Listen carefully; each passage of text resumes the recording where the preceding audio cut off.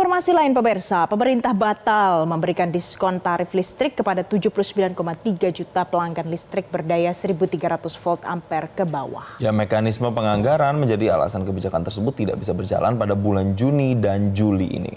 Hal ini diungkapkan Menteri Keuangan Sri Mulyani Indrawati usai mengumumkan 5 paket kebijakan stimulus ekonomi dalam menjaga pertumbuhan ekonomi Indonesia bisa tetap berada di level 5%. Menurut Menteri Keuangan, diskon tarif listrik batal diberikan karena proses penganggaran yang membutuhkan waktu lebih lama, sehingga tidak bisa dijadwalkan atau dijalankan pada bulan Juni dan Juli ini.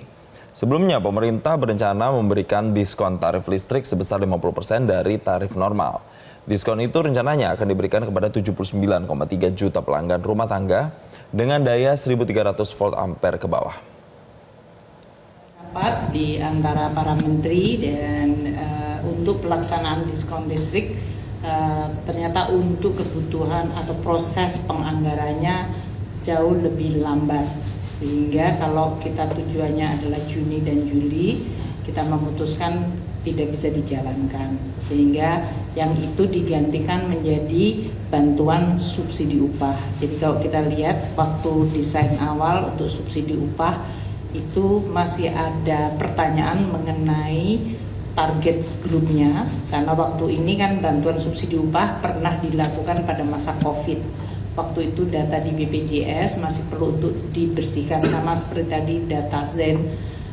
Dan sekarang karena BPJS Tenaga Kerja datanya sudah clean untuk betul-betul pekerja yang di bawah 3,5 juta dan sudah siap, maka kita memutuskan dengan kesiapan data, kecepatan program, kita mentargetkan untuk bantuan subsidi upah. Pemirsa, juru bicara Kementerian ESDM Dwi Anggia memberikan klarifikasi perihal pembatalan diskon tarif listrik. Menurut Anggia, pihak Kementerian ESDM tidak dilibatkan dalam proses pembuatan keputusan itu. Namun demikian, pihak Kementerian ESDM selalu siap bila diminta secara resmi untuk memberikan masukan terkait kebijakan untuk masyarakat luas.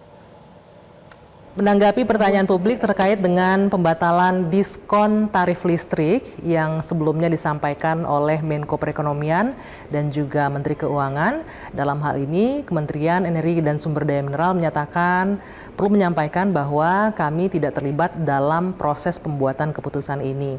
Namun demikian, Menteri SDM selaku kementerian yang bertanggung jawab terhadap ketenagalistrikan selalu siap jika memang diminta secara resmi untuk memberikan masukan terkait pembuatan kebijakan yang berdampak terhadap masyarakat luas, termasuk diantaranya subsidi dan juga kompensasi listrik.